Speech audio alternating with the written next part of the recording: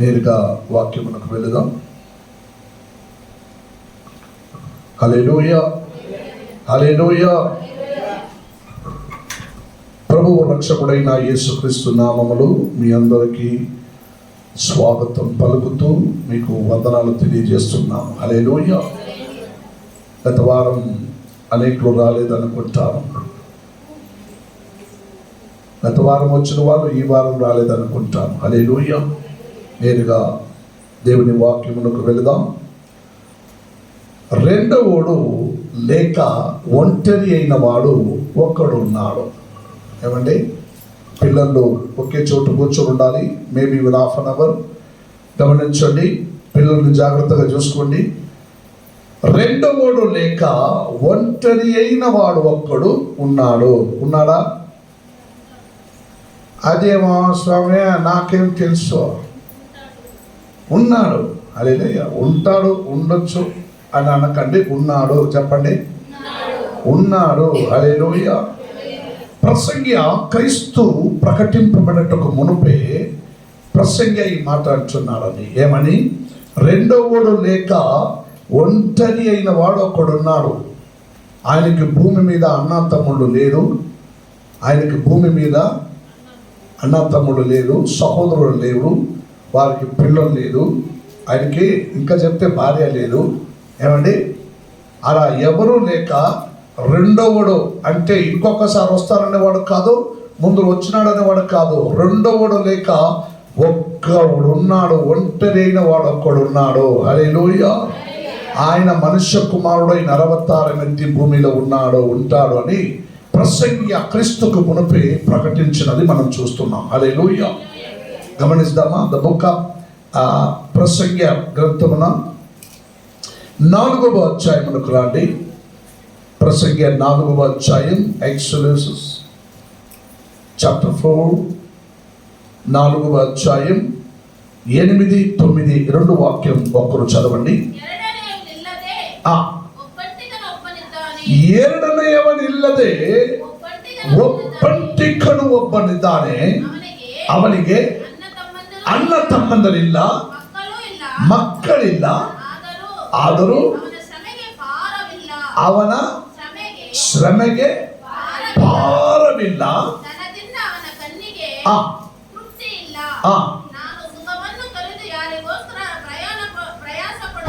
ಪಡುತ್ತಲೇ అందుకొండవను. ఆమేన్. సాకు. హల్లెలూయా. గమనించండి, దేవుని వాక్యం అంటున్నది, ఇట్స్ 8 verses 9.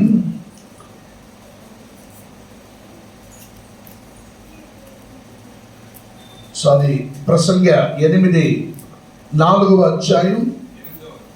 రైట్, ఓకే, చదవండి. Right, okay. గమనించండి, ఒంటరిగానున్న ఒక్కడు కలడు, అతనికి జతగాడు లేడు, కుమారులు కుమార్తెలు లేరు, సహోదరులు సహోదరులు లేరు.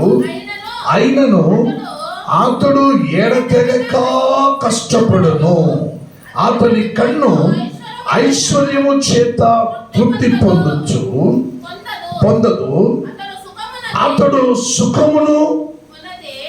సుఖమును కొనది నేనెరుగక ఎవరి నిమిత్తము కష్టపడుచున్నానని అనుకొనుడు. హల్లెలూయా. గమనించండి, they have nobody is an other. అక్కడ ఇంకొకడు లేరు, అక్కడ ఒక్కడే ఒకడు ఉంటాడు. ఆయనకి అన్న తమ్ముళ్ళు, బంధువులు, స్నేహితులు, బిడ్డలు, భార్య అని ఎవరు ఉండరు. ఆ ఒక్కడే నాజరేయుడైన యేసుక్రీస్తు అని ప్రసంగించాడు. హల్లెలూయా. ఏమని ప్రసంగించాడండి? రెండవడు లేడు, ఒక్కడే ఎడతెగక నీకోసం ఒంటరిగా ఈ లోకములో పోరాడిన వాడై ఆయన శిలువ బాను వెక్కి నిన్ను ఉన్నత స్థాయికి ఎక్కించడానికి రెండవడు లేడు, ఒక్కడే ఒంటరిగా ఉన్నాడు. ఆయనే మన ప్రభు యేసు. చెప్పండి గట్టిగా, హల్లెలూయా, హల్లెలూయా, హల్లెలూయా, హల్లెలూయా. పైకున్న వాక్యం మీరు చదవండి. ఇది కలిసి బహు చింత కలిగించును. ఇద్దరి కష్టము చేత ఉభయులకు మంచి ఫలము కలుగును గనక ఒంటిగాడై ఉండుట కంటే ఇద్దరు కూడి ఉండుట మేలు. ఆమేన్. గమనించండి, ఆయన ఒంటరిగానే ఉన్నాడు, కానీ భూమిలో ఏ మనిషి ఒంటరిగా ఉండకూడదని ఆయన భావన కలిగి ఉన్నాడు. హల్లెలూయా. ఏ మనిషి ఎలా ఉండకూడదు? ఒంటరిగా ఉండకూడదని. ఎందుకంటే ఒంటరిగా ఉంటే ఒక్కవేళ జారి కింద పడినాడు అనుకోండి, అతడిని లేవనెత్తటకు తోడుగా ఎవరు ఉండరు. హల్లెలూయా. అందుకే దేవుడు అన్నాడు, నేను ఒంటరినై ఉన్నాను కూడా మనిషి అయిన మీరు భూమిలో ఒంటరితనముగా ఉండకూడదు, మీలో ఒక మంచి సహవాసం కలిగి మీరు ఒక్కరిలో ఒక్కరు తోడునై ఉండాలని దేవుడు మిమ్మల్ని హెచ్చరించాడు. హల్లెలూయా. ఎందుకంటే ఒక్క మనిషి వెళుతుండగా ఆయన పడినాడు అనుకోండి, ఆయన లేవనెత్త వాళ్ళు ఎవరు ఉండరు. తోడుగా ఇంకొకడు ఉంటే ఆయన పడిన వాడిని తోడుగా పైకెత్తవాడై ఉంటారు. హల్లెలూయా. అప్పుడు ఒక్కడికొక్కడు తోడుగా ఉంటుంది. హల్లెలూయా. హల్లెలూయా. ఏమండి, మీరు కూడా ఒకవేళ ఇంట్లో రాత్రిలో పెద్ద బెడ్రూమ్ మంచులో పండుకొని ఉంటారు, ఒంటరిగా పండుకొని ఉంటే మీకు భయం. హల్లెలూయా. తోడుగా ఎవరో, ఇప్పుడు భార్యాభర్తలు ఇద్దరు పండుకొని ఉంటారండి. ఒక భార్య ఉంటుంది, ఆ రోజు భర్త లేకుంటే భార్య ఒంటరిగా పండుకోవడం భయం. హల్లెలూయా. భయం ఉంటుంది. అయ్యో ఈరోజు మొగుడు ఏడ పోయినాడు, ఊరికే నేను ఒంటరిగా పండుకోవాలి, ఒక భయం, చిన్న భయం. ఒక ఒంటరిగా రాత్రిలో వెళ్ళాలంటే, ఆయన ఎక్కడికైనా వెళ్ళాలంటే తోడు ఎవరైనా ఉంటే కొంచెం గట్టిగా మాట్లాడుకుంటూ సహవాసమును కలిగి తోడుగా వెళుతాను, ఎందుకంటే నాతో పాటు ఒకడు ఉన్నాడని. హల్లెలూయా. ఏమండి, భూమిలో జీవించుచుండగా ఇలా అన్ని కార్యములలో మీ ప్రవర్తన అలా ఒక్కరికొక్కరు తోడుగా ఉండాలని మీలో మంచి భావన కలగ చేసుకుంటూ మీరు ఉన్నారే, కానీ క్రీస్తునందు ఏకము కలిగి మీలో ఒక్కరినొక్కరు తోడుగా మీరు సహవాసంలో ఐక్యత కలిగి ఉండాలనే భావన మీలో కానరాకపోతున్నది. కాబట్టి దేవుడు ఈ మాట పలకరిస్తున్నాడు. హల్లెలూయా. ఒంటిగాడై ఉండటకుంటే ఇద్దరు కూడి ఉండటం మేలు అని అన్న దేవుడు, వాడు పడిపోయినను ఒక్కడు తన తోడివాడిని లేవనెత్తును. హల్లెలూయా. ఒకవేళ పడిపోతే తోడున్నవాడు ఒరే లేరా లేరా లేరా అని చెప్పి ముందు నువ్వు పడినప్పుడు పక్కగా నవ్వచ్చు. ఏమండి, మీరు తోడుగా ఉంటారు కదా, మీరు జారి పడినడుకో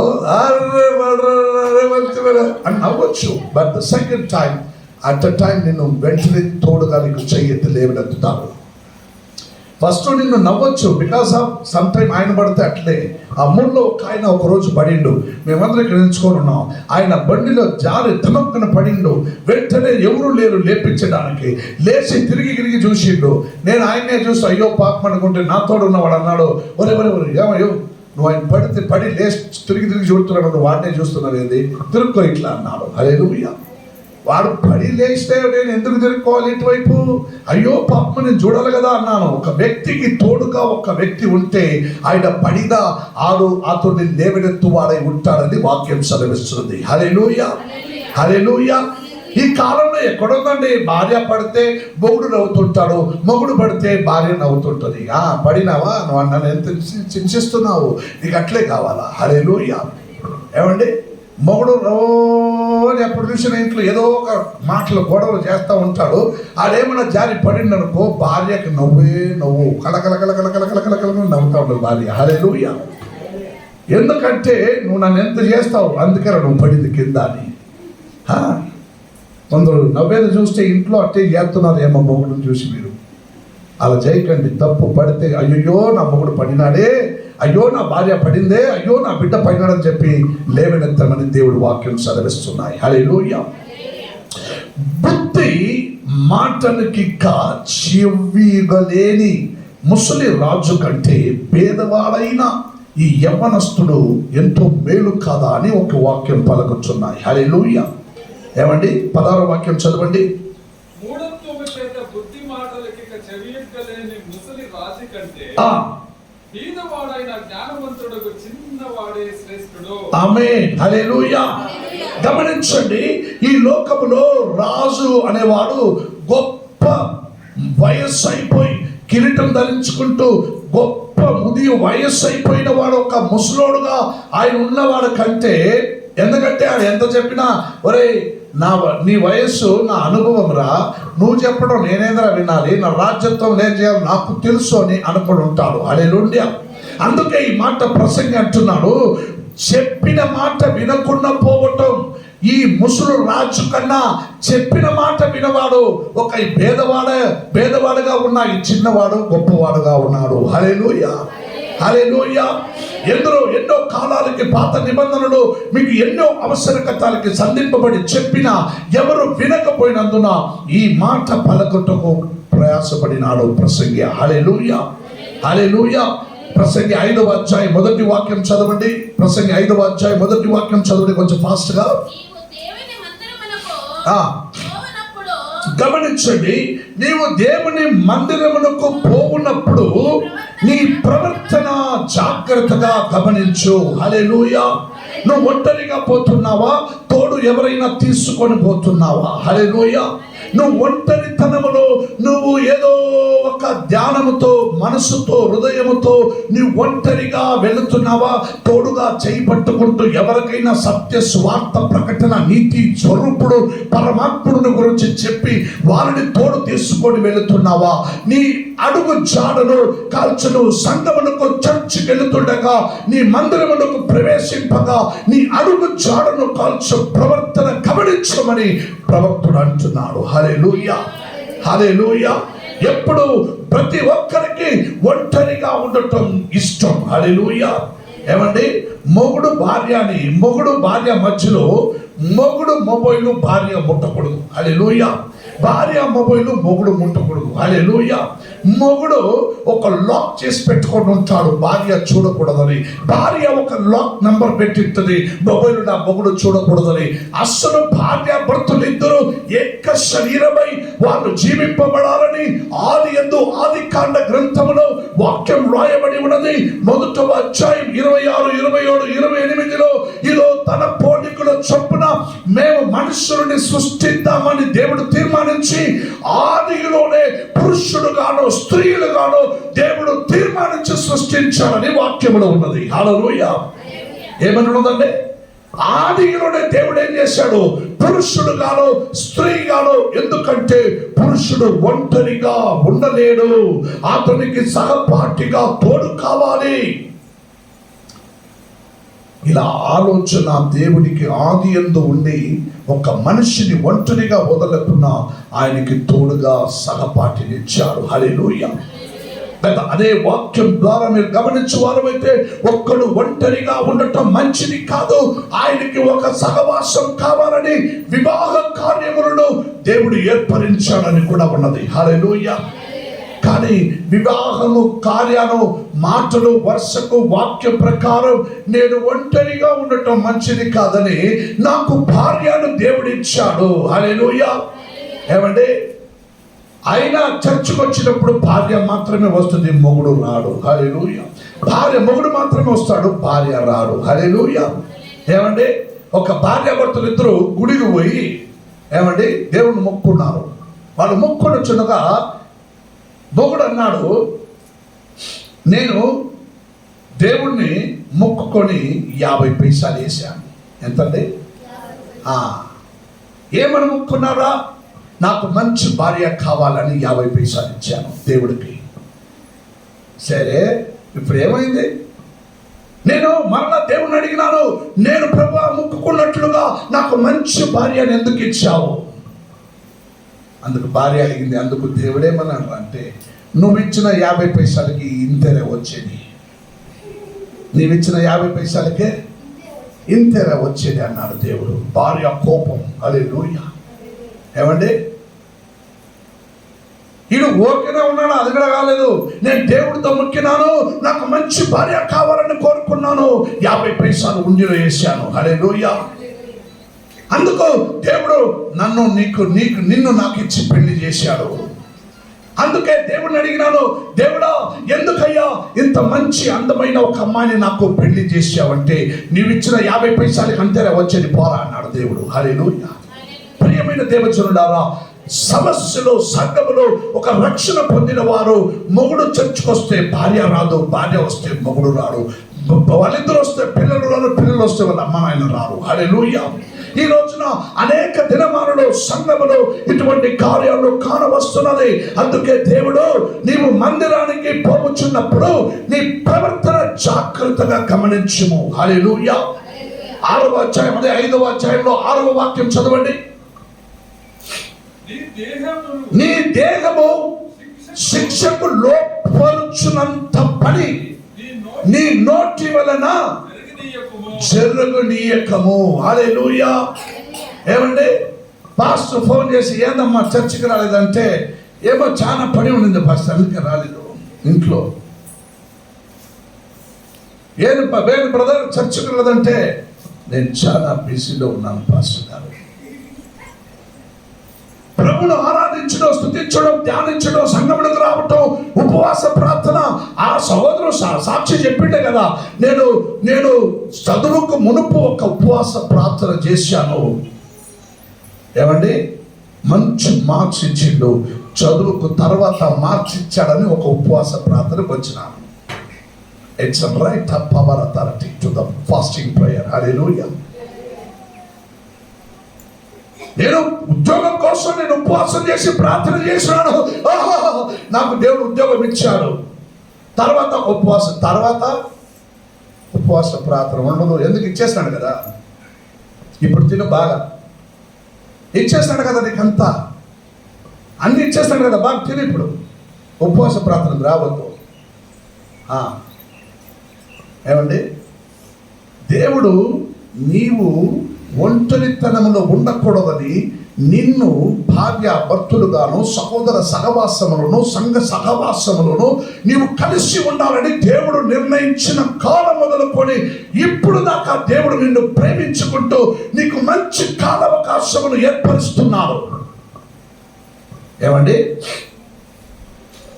దేవుడు తన స్వరూపమున మన పోలికల చొప్పున నరులను సృజించెను. దేవుడు వారిని ఆశీర్వదించి మీరు ఫలించి అభివృద్ధి పొంది విస్తరించండి అని దేవుడు అన్నాడు. అందుకే నేను చర్చికి రాకుండా బిజీగా ఉన్నాను. హల్లెలూయా. దేవుడు ఏమన్నాడండి? నీ దేహము శిక్షకు లోపరచనంత పని నోటి వలన జరగనీయకము అని చెప్పి హెచ్చరించినాడు. ఎందుకు చెప్పిండండి? పాస్టర్ ఫోన్ చేసి అడిగితే, నాకు పని పాస్టర్ చాలా ఇట్లే పని ఉంటుంది, వచ్చాక లేదు, ఏం చేసేది? నువ్వేం చేయదు, నేనేం చేయను. టైం దొరికితే వస్తా, చర్చ్కి టైం దొరికితే వస్తా. అరే ఆవులు చూసుకోవాలి పాస్టర్ గారు, గడ్డి లేదు. బర్రెని చూసుకోవాలి, ఇల్లు కడుతున్నాను, పని పోవాలి, పని పెట్టడం నాకు ఏం చేసేది? అవన్నీ లేక నేను చర్చకు వచ్చి కూర్చొని భజన చేస్తే నాకు పెట్టేవాళ్ళు ఎవరున్నారు? నన్ను కాపాడే వాళ్ళు ఎవరున్నారు? ప్రియమైన దేవుడులారా, దేవుని వాక్యం నేను హెచ్చరిస్తున్నది. దేవుడు ఆదికాండం 1:28 వాక్యం గమనించండి. దేవుడు వారిని ఆశీర్వదించి మీరు ఫలించి మీరు అభివృద్ధి పొంది మీరు విస్తరించండి అని దేవుడు అన్నాడు. ఏమండి, ఏమన్నాడండి? మిమ్మల్ని ఆశీర్వదించి మిమ్మల్ని ఫలించి అభివృద్ధి పొంది విస్తరించండి అని అన్నాడు. ఈ మాట నమ్మకున్నా నీవు నీ పని ఏదో నువ్వు చూసుకుంటూ, దైవ సేవకుడు అడిగితే ఏదో ఒక సాకులు చెప్పుకుంటూ నీ ఇష్టానుసారంగా బ్రతుకుతూ నెలకి 4 వారాలు అయితే కనిష్టం 2 వారాలైనా కూడా చర్చికి రాకుండా ఉండిపోవటం, ప్రభువుని ఆరాధన చేయక ఉండిపోవటం, వాళ్ళ జీవితం అంతటిలో అలా జరుగుతున్నాయి. హల్లెలూయా. అందుకే దేవుడు అన్నాడు 19 బుక్ ఆఫ్ మాథ్యూ, మత్తయి సువార్త గ్రంథం 19వ అధ్యాయంకి రండి.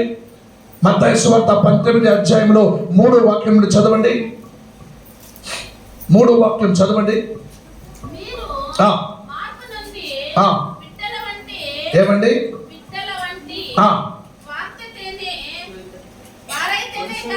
లేదు 3 మత్తయి 19వ అధ్యాయం 3, 4, 5 3 వాక్యం. పరిసయ్యులు గమనించండి, ఈ పరిసయ్యులు ఎవరు అంటే మన ప్రభు యేసయ్యతో ఉన్నవారు, ప్రభు యేసయ్యని కళ్ళారా చూసిన వాళ్ళు, ప్రభు యేసయ్యతో భోజనం చేసిన వాళ్ళు, ప్రభు యేసయ్యని ఘనపరచాలి, మహిమపరచాలి, ప్రియపరచాలని తోడుగా ఉన్నవారు ఈ పరిసయ్యులు. హల్లెలూయా. ఈ పరిసయ్యులకి ఏమండి, దేవుడు మన ప్రభు యేసు రక్షకుడు తోడుగా ఉన్నప్పుడే ఒక సందేహం. గమనించండి, చదవండి వాక్యం. పరిసయ్యులు యేసుక్రీస్తుని శోధింపవలనని ఆయన యొద్దకు వచ్చి ఏ హేతువు చేతనైనను పురుషుడు తన భార్యకు, ఏమండి అర్థమైందా అమ్మ, అర్థమైందా? దీంట్లో చాలా చక్కగా వ్రాయబడి ఉంది. ఏమని? పరిసయ్యులు శోధింపబడవలనని పురుషుడు భార్యని న్యాయముగా వాళ్ళని. మీకు అర్థమైనట్లు చెప్పినా?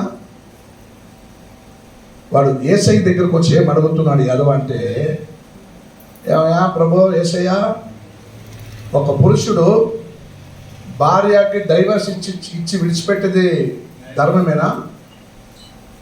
డైవర్స్ ఇచ్చి విడిచిపెట్టడం న్యాయమేనా అని అడుగుతున్నాడు. ఇక్కడేం మర్యాదగా రాసింది నీకు. హల్లెలూయా. ఏమండి, ఇక్కడ మన లోకల్ భాషలో చెప్తే భార్యని డైవర్స్ ఇచ్చి విడిచిపెట్టడం ధర్మమేనా, మన ధర్మంలో ఉందా? అట్టయితే వీడికి ఏదో రాంగ్ రూట్ ఉంది, వీడికి వాడి మైండ్లో ఉంది, ఏదో దొబ్బింది వాడికి మైండ్. అందుకే ఈ ప్రశ్న అడుగుతున్నాడు. ఏమండి, ఈ మాటకు యేసుక్రీస్తు, చదవండి పైకి, అని అడగక ఆయన సృజించిన వాడు ఆది నుండి వారిని పురుషుడుగాను స్త్రీలుగాను ఏమని సృజించననియు ఇందు నిమిత్తము పురుషుడు, గమనించండి, పురుషుడు యాక్చువల్గా ఈ దైవ సందేశం అంతా పెళ్లి వివాహ కార్యములనే అధికంగా వాడబడుతుంది. ఇవి సంఘములో ఈ వాగ్దానములను వాడబడినందున సంఘములో వివాహము జరిగిన తర్వాత భార్యాభర్తల మధ్యలో ఈ కార్యాలు వాళ్ళకి కానరాకుండా పోతున్నాయి. హల్లెలూయా. వారి పెళ్లి జోష్లో ఉంటారు, వారికి వాగ్దానము వారి బురుదులు ఎక్కదు. వారు విన్న తర్వాత వాళ్ళందరూ పెళ్లి కార్యములలో ఎలా చేసుకోవాలనో ఆలోచనలు ఉంటారు. కాబట్టి వాళ్ళందరూ తిని వెళ్ళాక వాళ్ళ జీవితం ప్రారంభించుకుంటారు. కాబట్టి దేవుని మాట మర్చిపోతున్నారు. హల్లెలూయా. ఈ మాటలన్నిటినీ సంఘములో తర్వాత, పెళ్ళైన తర్వాత సంఘంలో ఉన్న భార్య భర్తలు ఒక్కరినొక్కరు సృజించిన పురుషుడుగాను స్త్రీలుగాను దేవుడు సృజించి పెట్టి ఉన్నారు. కాబట్టి మీరు దాంపత్య జీవితమందు ఒక్కరినొక్కడు తోడుగా మీరు సంఘంలో ప్రవేశించి రావాలని వాక్యం సెలవిస్తున్నది. అందుకు యేసయ్య అన్నాడు, సృజించిన వాడు ఆది నుండి పురుషుడుగాను స్త్రీలుగాను సృజించిన వాడు ఎందు నిమిత్తము పురుషుడు తల్లిదండ్రులనే విడిచి తన భార్యతో హత్తుకొనెను. హల్లెలూయా. అంటే కన్న తల్లిదండ్రిని వాడు వదిలిపెట్టి భార్యతో చేరుకుంటాడు. ఈ మాటలు చెప్తే ఓహో అట్నా, నేను పెళ్ళి అయినాక మా అమ్మ నేను వదిలిపెట్టి నేను భార్యతో కలవాలనా, నేను భార్యతో ఉండిపోవాలనా? హల్లెలూయా. ఇట్స్ రాంగ్ ఇన్ఫర్మేషన్, తీసుకోవద్దండి. ఆయన శారీరకంగా తల్లిదండ్రుల్ని వదిలిపెట్టి భార్యతో శారీరకంగా ఆయన కలిసిపోతాడు. అంటే ఒంటరితనములో నుండి ఏమండి జంటితనమునకు వస్తారు. హల్లెలూయా. వాళ్ళొక్కరు కాదు, ఇంకా ఇద్దరు అవుతారు, వాళ్ళిద్దరు ఇంకా ముగ్గురు అవుతారు, వాళ్ళ ముగ్గురు ఇంకా నలుగురు అవుతారు, వారు నలుగురు ఇంకా ఐదుగురు అవుతారని దేవుడు సెలవిచ్చిన మాటలు ఇవి. హల్లెలూయా. అందుకని అమ్మాయి నాన్న వాక్యం చెప్పింది, పాస్టర్ అన్నాడు, నేను పెళ్ళి అయిపోయింది, మీరు ఎలాగైనా పోండి, నేను నా భార్యతో ఉండిపోతాను. హల్లెలూయా. అపార్థం చేసుకోకండి. అందుకే పౌలు కొరింథీయులకు రాసినప్పుడు, గమనించండి, చదవండి. పౌలు కొరింథీయులకు రాసినప్పుడు 6వ అధ్యాయంకు రండి. 6వ అధ్యాయంలో మొదటి కొరింథీయులకు రాసిన పత్రిక 6వ అధ్యాయం 16వ వాక్యం చదవండి. ఏమండి? వైశ్యతో కలిసి కొన్నవాడు దానితో ఏక దేహమై ఉన్నాడని మీరు ఎరుగరా అని మోసే అన్నాడు అని పౌలు అన్నాడు. ఏమండి? ఏమంటున్నాడు? అర్థమవుతుందా? ఏమండి? మన భాషలో చెప్పాలంటే ఆడు ఆమెను ఉంచుకొని ఉన్నాడు. ఏమండి? ఆమె వాడిని ఉంచుకొని ఉంది. ఏమండి? అంటే వాళ్ళు ఏక దేహమై ఉన్నారు. ఉంచుకొని ఉన్నారంటే వాళ్ళిద్దరికి సహవాసం ఉంది, వాళ్ళిద్దరు కలిసి ఉన్నారు, వాళ్ళిద్దరు ఎక్కడ పడుకుంటున్నారు, వాళ్ళిద్దరు మాట్లాడుకుంటున్నారు, వాళ్ళు ఎక్కడ చేరుకుంటున్నారు. ఏమండి? ఇంకా పచ్చిగా చెప్పాలంటే వేరే లెక్కలను చెప్పాల్సి పడుతుంది. హల్లెలూయా. అవన్నీ నీకు తెలుసు, వంకాయ పులుసు. కానీ దేవుని యందు ఆత్మతో అనుభవించడానికి నీకు తెలియదా?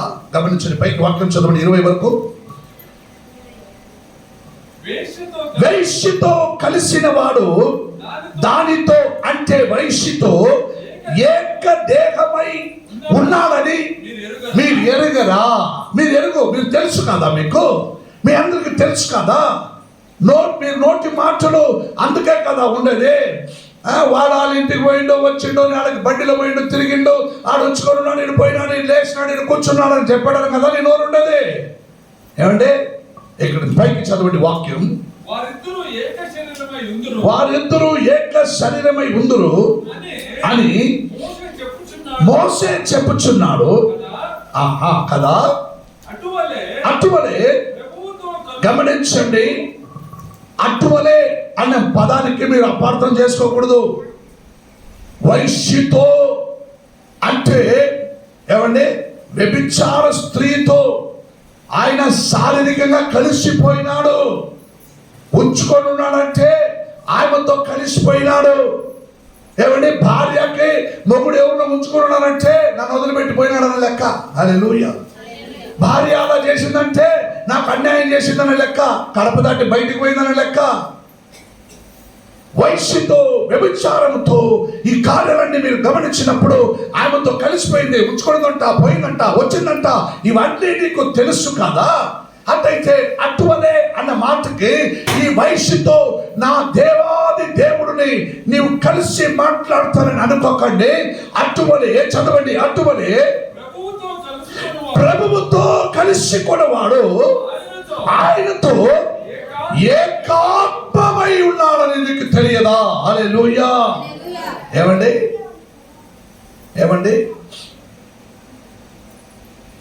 ఈ పల్లెటూరులో అందరూ అప్పుడప్పుడు ఏం చేస్తారంటే ఈ వానకాలంలో, ఎండాకాలంలో ఏం చేస్తారండి?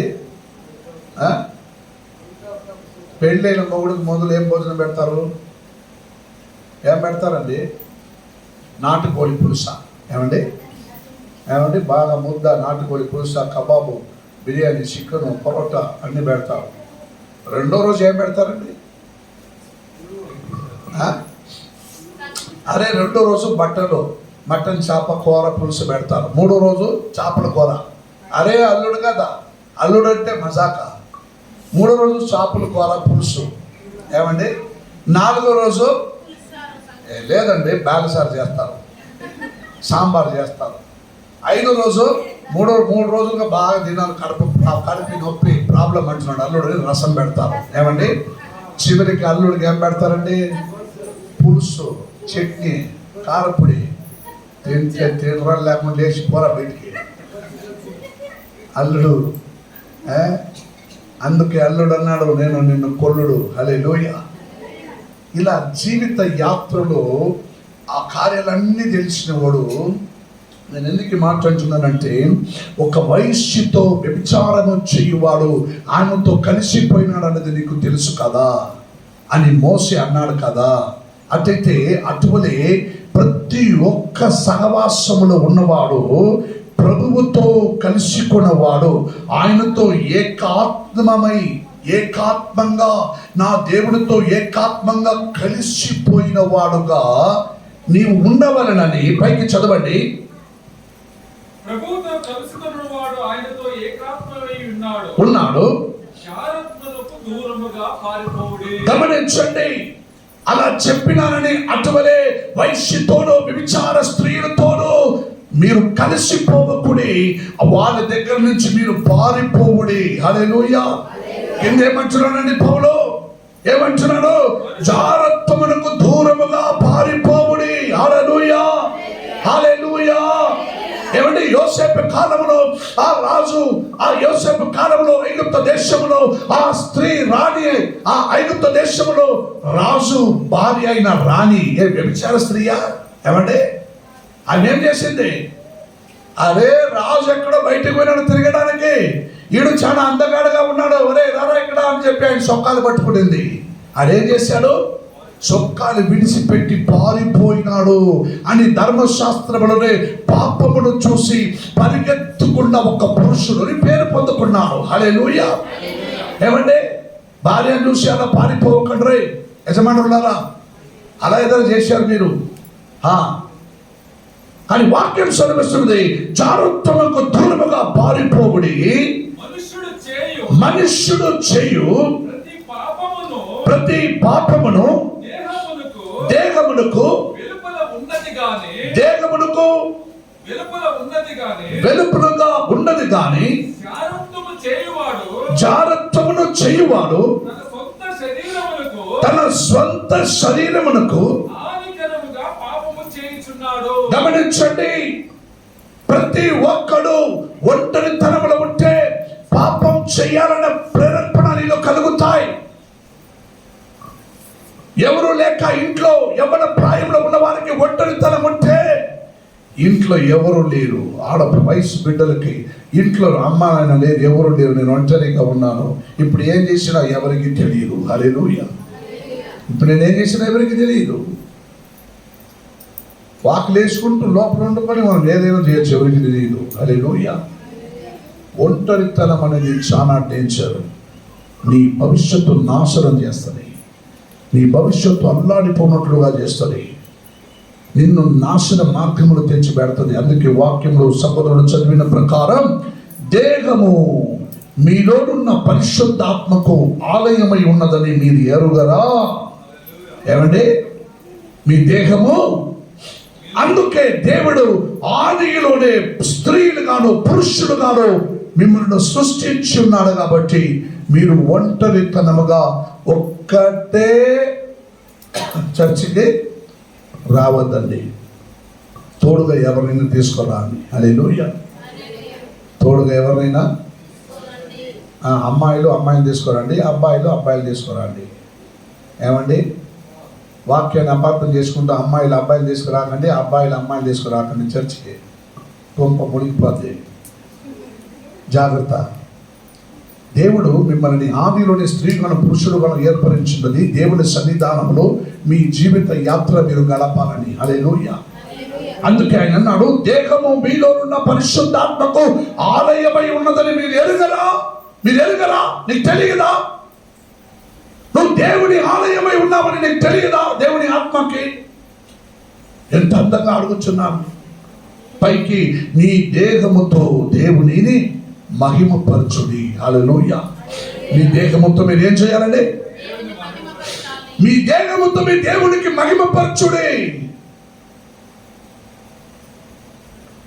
శారీరకంగా మీరు ఒంటరితనంలో ఉండేటప్పుడు నువ్వు ఉండకూడదని దేవుడు నిర్ణయించిన కాలం అది. ఆ కాలం నుండి ఈ కాలం వరకు ఎవరు ఒంటరితనంగా ఉన్నవాళ్ళు కాదు. అందరికీ పెళ్ళిళ్ళు, వివాహాలు, పిల్లలు అయినాక అందరికీ వాళ్ళ వంశాభివృద్ధి పెరుగుతూ ఉంటాయి. హల్లెలూయా. నేను ఒకప్పుడు ఒంటరిగా ఉన్నాను, నేను వద్దన్నా కూడా నాకు పెళ్లి చేశారు. నమ్ముతారా? నా కథలు మీకు తెలుసు. ఆ అమ్మాయి నాకు వద్దన్నా కూడా నాకు బలవంతంగా పెళ్లి చేశారు. ఏమండి, అవునా? మీకు తెలిస్తే తప్పు, మీకు తెలియకుండా ఉంటే మంచిది. ఏమండి, నేనే అమ్మాయిని సెలెక్షన్ చేసుకున్నాను. నేను ఒంటరిగా ఉండలేక నేనే సెలెక్షన్ చేసుకున్నాను. ఈ అమ్మాయి బాగుందిరా. మీకు అందరికీ తెలియదు ఏం కాదు. నేను రాను, మా నాయన తిడతాడు, నువ్వు రాలేదని చెప్పి మీ నాయన్ని పొడుస్తా, చంపుతా అన్నాను. హల్లెలూయా. మా నాయన ఏం చేయదు, నేను వస్తాను. రా పద వెళ్ళు. ఆయన బ్యాగ్లో పర్సు టిఫిన్ అంతా అయితే రోడ్లో పడేసిందే, తీసుకోబోయింది. వివాహం చేసి ఇంటికి తీసుకొచ్చిన. నేను ఒంటరి తరం పోయి ఇద్దరు అయినాం. మాకు 2 బిడ్డలు పుట్టారు. ఏమండి ఇప్పుడు నేను ఏమైనానండి? ఏమండి మంచి మాట. ఎవరు తాతయ్య చెప్పలేదు కదా, పాస్టర్ అయినా మంచిదే. తాత అని చెప్పి ఏమండి నా హృదయం అల్లాడినట్లుగా చేయకున్నా పాస్టర్ అయినారని చెప్పిండు. పర్వాలేదు చెప్పుకోండి, తాత కూడా అయినాను. హల్లెలూయా. ఏమండి తాత కూడా అయినాను. నా ఒంటరితనం పోయి ఇప్పుడు నాకు ఒక కుటుంబ సభ్యుడుగా దేవుడు దీవించాడు. అలా ప్రతి ఒక్కరిని దేవుడు అంటున్నాడు, నీతో పాటు నీ మందిరములకు వెళ్ళుచుండగా నీ ప్రవర్తన గమనించు. నువ్వు ఒంటరిగా పోతున్నావా? తోడు తీసుకెళ్తున్నావా? ఎలా వెళుతున్నావు? ఏదో ఆలోచన చేసుకుంటూ వెళుతున్నావా? అన్ని పరీక్షించు. ఎందుకంటే దేవుని రాజ్యము దేన్ని బట్టి ఉంటుందండి? దేవుని రాజ్యము దేన్ని బట్టి ఉంటుంది? ఏమండి ఏమన్నా మాట్లాడమంటే అది ఎంత మాట్లాడతారో ఇంట్లో, పాపం మీ మొగుడు దగ్గర, నీ భార్య దగ్గర. ఇక్కడ మాత్రం వచ్చి మౌనంగా కూర్చొని ఉన్నారు. అయ్యో నాయన, మా సంఘస్థులను చూస్తే నాకు ఒరే ఒరే ఒరే ఒరే ఒరే ఒరే ఎంత మంచోళ్ళు, ఎంత మంచోళ్ళు సహోదరులు, ఎంత మంచి సహోదరులు. కానీ మీ సహవాసం ఇంట్లో ఎలా ఉంటుందో నాకు తెలియదండి. ఆ రోజు డుమ్మిల ఇంట్లో మీరు అని అంటుండగా నేను మాత్రం మధ్యలో వచ్చేస్తే ఎంత బాగుంటుందో. అది ఓహో ఇట్నేనా మీరు గట్ల చేస్తారా ఇంట్లో? గట్ల చేస్తారా ఇంట్లో? వామ్మో, ఒక పాస్టర్ ఒక భార్య భర్తల మధ్య గొడవలు అవుతా ఉందంటే ఆయన ఇంటికి పోయినాడు. ఈ మార్గం మధ్య వచ్చినాను, అటు వెళ్ళి వాళ్ళిద్దరిని ఆశీర్వదించి ప్రార్థన చేసి ఏమన్నా నీళ్ళు ఏమన్నా ఇస్తే తిరిగి తాగి వెళ్ళిపోదామని. ఏమండి వాళ్ళ ఇంటి దగ్గర పోయే వాటికి ఒక సొంబు కడమ్మను వచ్చి బయటపడింది. పాస్టర్ అక్కడే షాక్ ఆగి తెలుసుకున్నారు. ఏంద్రా ఇంట్లోకి ప్రవేశించిన అంతలో అక్కడ సొమ్ము వచ్చి బయటపడద్దు ఏంద్రా? రెండోది ఎక్కింది, కన్ఫామ్ అయిపోయింది పాస్టర్ గారికి. స్తోత్రం హల్లెలూయా స్తోత్రం అన్నాడు. అయినా ఇది ఆగదు ఈ పయనం అనుకుంటూ ఆ పాస్టర్ పాపం వేరే ఇంటికి వెళ్ళిపోయినాడు అక్కడ నుంచి. ఏమండి గమనించండి, సేవకులను కూడా వదలదండి సమస్యలు. మన గోదావరి జిల్లాలో నిన్న ఒక సేవకుడు, మీకు అందరికీ తెలియాలి, ఒక పాస్టర్ ఇంట్లో 2,27,00,000 అంటే 94,000 రూపాయలు కట్లుగా పాస్టర్ ఇంట్లో దొరికినదంట. ఏమండి ఆ పాస్టర్ని ఇప్పుడు పోలీసులు అరెస్ట్ చేసినారండి. టీవీలో అంతా చూపిస్తున్నారు. పాస్టర్ ఇంట్లో 2,28,00,000 రూపాయలు కట్లలు ఉన్నాయి. ఈ పాస్టర్ బినామీ పని చేస్తున్నాడా, లేదు ఈ పాస్టర్ ఏమండి మతాంతరం చేస్తున్నాడా అని చివరికి అక్కడికి వచ్చారు వాళ్ళు. ఒక దైవ సేవకుడైనా సాధారణ విశ్వాసమైన జ్ఞానంతో నడుచుకోవాలి. నువ్వు జ్ఞానంతో నడుచుకోకుండా నీ ప్రవర్తనను గమనించకపోయినా అంతే ఇలాగే జరుగుతాయి. పశ్చిమ గోదావరి జిల్లాలో ఆ నరసాపుర పట్టణంలో ఈరోజు ఆ దైవ సేవకుడు కుటుంబం వీధి పాలు. నువ్వు రేపుగా ఎల్లుండి పోయి రండి ప్రార్థన చేద్దాం, దేవునికి స్తోత్రం దేవుడికి కానీ ఏమన్నా ఇయ్యండి ఎలా చెప్తారా? నువ్వు ఎలా చెప్తావు? పాస్టర్ చెప్పగలడా? నీ సేవ పని ముక్తాయమైపోయిందంటే దేవుడు నిన్ను సేవల నుండి తీసి పడేసినాడని అర్థం. హల్లెలూయా. పోరా చాలు నీ సేవ నాకు. నువ్వు కాకపోతే నీ బాబు నాకు సేవ చేస్తాడు. నువ్వేదైనా నాకు చేసిన సేవని దేవుడు ఏం చేస్తాడు? తీసి పడేస్తాడు. వాడు సేవకుడైనా కుటుంబమైనా ఈరోజు బీది పాలైపోయి స్థితికి వచ్చుచున్నారు. కారణం అన్ని కోట్లు ఉన్నాయి కదా. ఒరే పేదవాళ్ళని ఎదికి ఎవరింట్లో కష్టాలు ఉన్నారో పోయి చూసి ఒక ప్రార్థన చేసి వాళ్ళ ఇంటికి తలాకు ఒక 20,000 30,000 ఇచ్చి అమ్మ సర్దిద్దుకో, అమ్మ బాబుడు ఇదిగో స్కూల్ ఫీజు నేను కడతా, ఇదిగో రేషన్ నేను తీసిస్తా, ఇదిగో ఇంటి బాడికి నేను కడతా, కరెంటు బిల్లు నేను కడతా అని చెప్పి విశ్వాసులకు సాయం చేసి వాడు ఎంతో గొప్పవాడు. ఏమండి అదెంత మేధావి ఉంటాడు, దేవుడు మెచ్చుకుని ఉంటాడు. 10,000 20,000 రూపాయలు కూడా ట్రాన్సాక్షన్ చేయకూడదు, అది ఇల్లీగల్ అని చెప్పి కానూన్ అనౌన్స్మెంట్ చేస్తుంటే ఒక పాస్టర్ గారి ఇంట్లో కోట్లు డబ్బులు ఎక్కడి నుంచి వచ్చింది? ఇది నువ్వు ఎవరి కింద పని చేస్తున్నావు? బినామీగా ఉన్నావా? దేవునికి నువ్వు దైవ సేవకుడైన పాస్టువా, లేదు సాతాను సేవకుడైన పాస్టువా నువ్వు? హల్లెలూయా. ప్రశ్న వస్తుందండి. నేను ఆయన గురించి తప్పుగా చెప్పలా, నిజమేమిటో నాకు తెలియదు. ప్రశ్న ఇప్పుడు బయటపడింది. పశ్చిమ గోదావరి జిల్లాలో నరసాపురం పట్టణంలో ఒక పాస్టర్, ఆయన పేరు కూడా నా పేరే, ఏమండి, జాన్ బాబు, పాస్టర్ జాన్ బాబురావు. ఏమండి, నేను ఒట్టి బాబురావు అండి, నేను జాన్ కాదు, నేను ఒట్టి బాబురావు. మా ఊర్లో ఆంధ్రనంతా నన్ను బాబురావు అని పిలుస్తారు. నేను జాన్ బాబురావు కాదు, నేను ఒట్టి బాబురావు. హల్లెలూయా. ఆ డబ్బుల్ని సంఘములకు, సేవకులకు, విశ్వాసులకు వాడు ఇచ్చి సహాయం చేసి ఉండొచ్చు. అన్ని కోట్లు దాచిపెట్టుకుంటే ఏం చేయాలనుకున్నాడు? తప్పైన సందేశం కదా ఇది దేశమునకు. జాగ్రత్త పడండి.